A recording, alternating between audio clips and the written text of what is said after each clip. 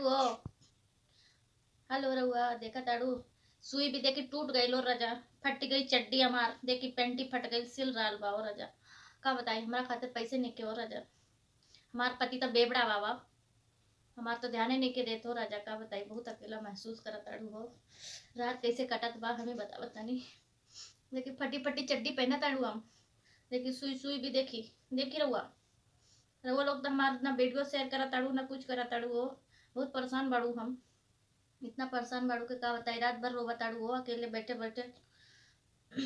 देखी रहुआ हमारी चड्डी भी फट गई। बहुत परेशान बालू।